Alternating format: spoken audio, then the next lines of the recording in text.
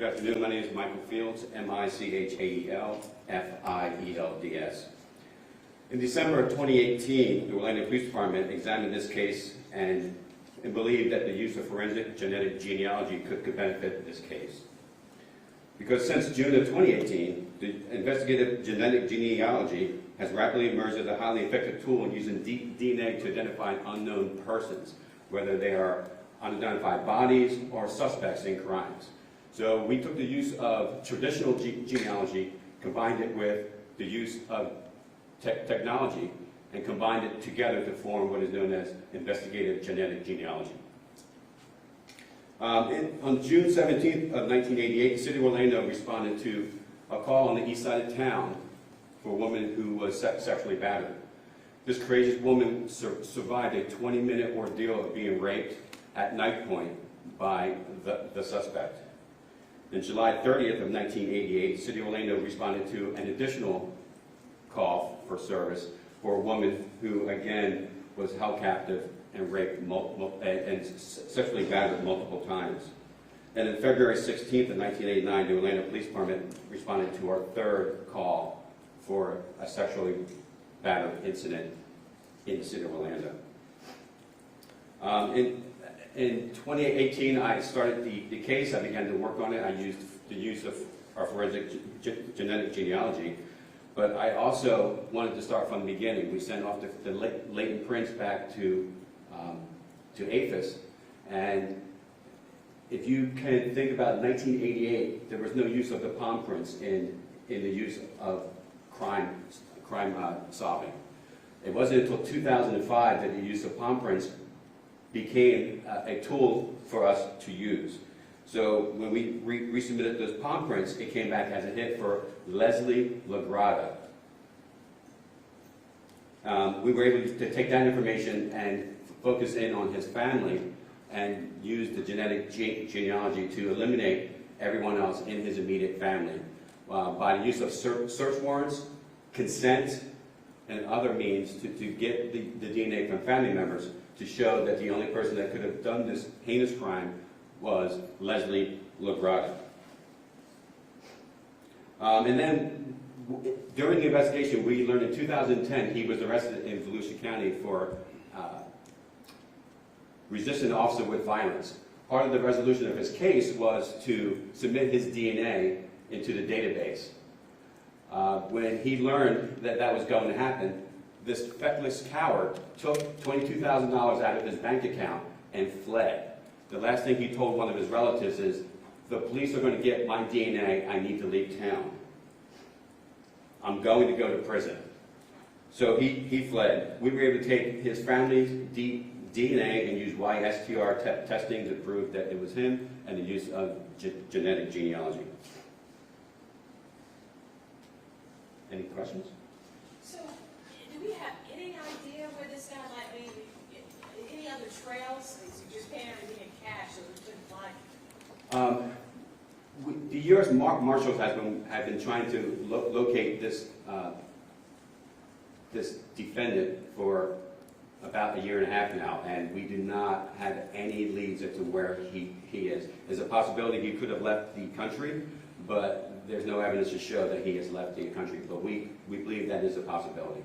When is the last time he was seen? Was that in 2010 when he was arrested? The last time, our investigation showed the last time he was seen was in 2010 when he told his brother, "I have to leave town, I'm going to go to prison." Can you clarify with the palm print? So in 2005, there was a tool that was available that was able to identify the palm print. How was this? Yes. How did you guys have his palm print at that point? We've been using fingerprints since, since 1902, but it's only been the fingerprints. The use of palm prints didn't come across in the criminal world until 2005. So our CSIs were able, back in the 1980s, even though they knew that there was no system to gather that palm print and to use it, they gathered it anyway, which was phenomenal. And now, because they had the forethought to grab that palm print from the window that he used to force his way inside of the victim's apartment, that palm print came back as a match to him. So was there but, not yeah, something to connect the dots that would have Correct. gone off in Volusia County in 2010 saying, Well, hey, this real guy's... quick, he's not giving credit to himself. He was working a cold case that you covered, and it was the victim from our homicide that was identified through the process that you described earlier. And then he began to focus on another case, which was this one, and he began to look at the files as a cold case, and he saw the palm print, and he requested for that palm print to be processed, and that led to identifying the individual. So that was in 2018 that the palm print was actually connected to this guy? Yes. Okay. Yes. So you're able to submit that palm print to the DNA database or the genealogy? No, I'm sorry, the palm print is separate. It's FBI AFIS, Automatic Fingerprint Index System. So yes, it went into a separate database, a fingerprint database. The reading of the palm print, Yes. and then that matched up with, Yes, it was just another tool. They're completely separate, okay. but we had thought that every I was dotted and every T was crossed. Just like any investigation, we wanted to make sure again that every I was dotted, every T was crossed, and that's when we realized that technology back in 1988 did not allow for a palm print. The technology at the time that we looked at it now said that we could use that technology. So the original warrant for this guy was last year. Was it since then that you've connected him to these 6 other cases? No, the warrant had come out. We were trying to locate him on our own, and now we are asking for the public's help.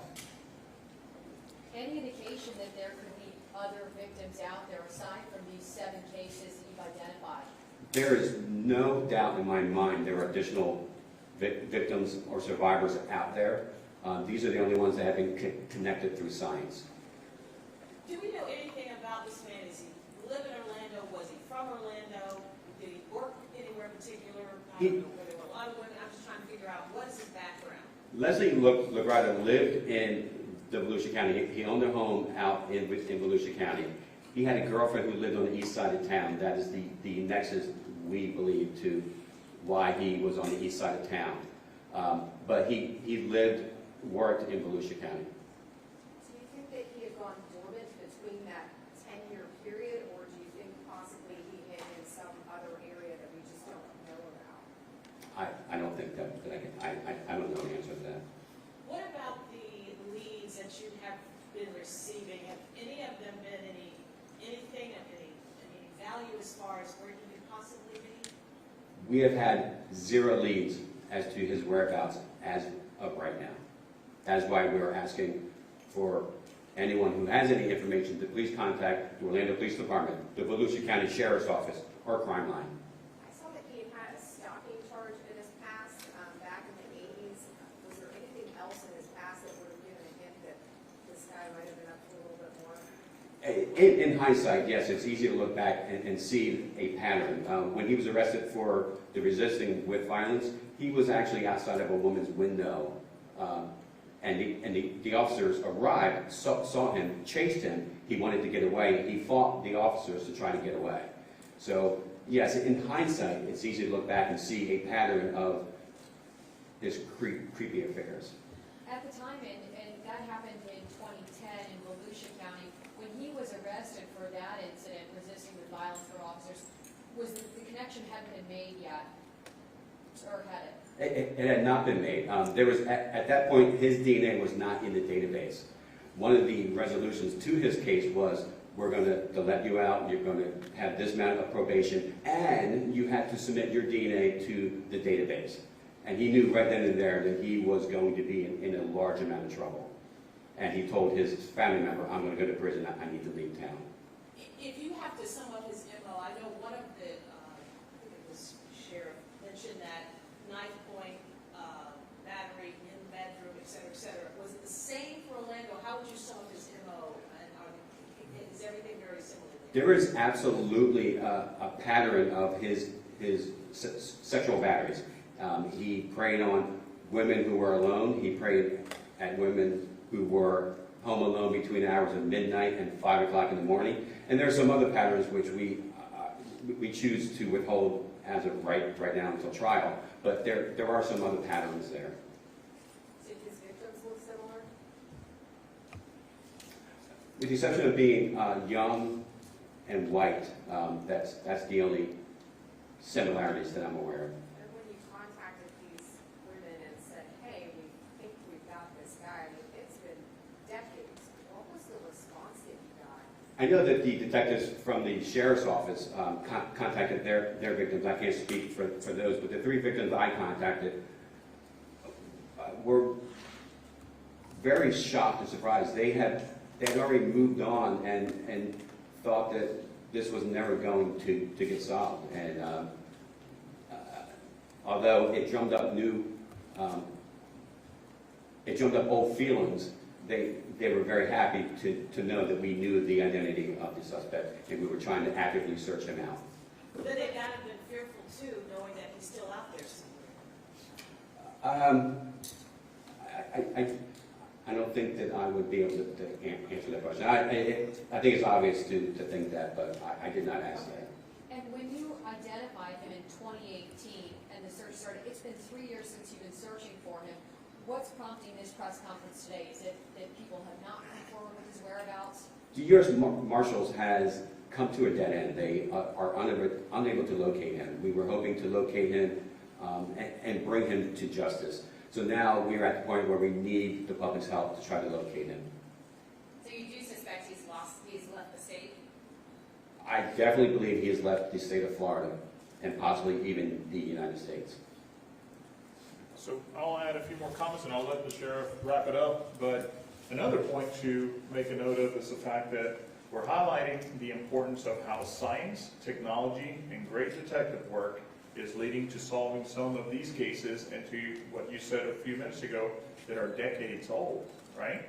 So this is just the beginning of greater things to come when it comes to bringing justice to these victims that deserve for these individuals to be not only caught but held accountable for their actions.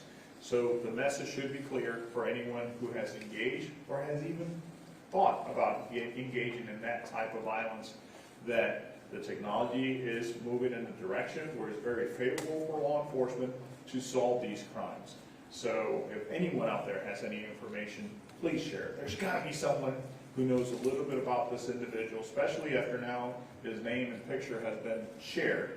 And even if it's something that they are just wondering whether it would be useful or not, come forward, report it. And the sheriff has just mentioned a very generous reward for someone who could lead us to the apprehension of this guy. Sure. I just want to reiterate that this was done, as the chief said, with great technology, but also great police work. You know, and this isn't the first time in my career OPD has done something for me in Volusia County or in as the police chief in Daytona. You can't outrun your DNA, and that's what the chief's telling me. You can't outrun it. And you have men and women that are working all the time to try to bring closure to these victims, because we have lots of DNA, we have lots of cases like this, but it takes great cops to do their job, coupled with technology, to come after this guy. And again, $25,000. You don't have to testify or do anything. Tell us where to find him, and let these guys, these men and women, do their job. Thank you.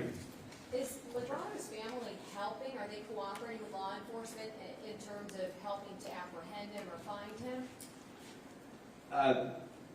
He has 7 siblings, some of which were very helpful, some of which were not very, very helpful, which is why we had to execute search warrants to get their DNA.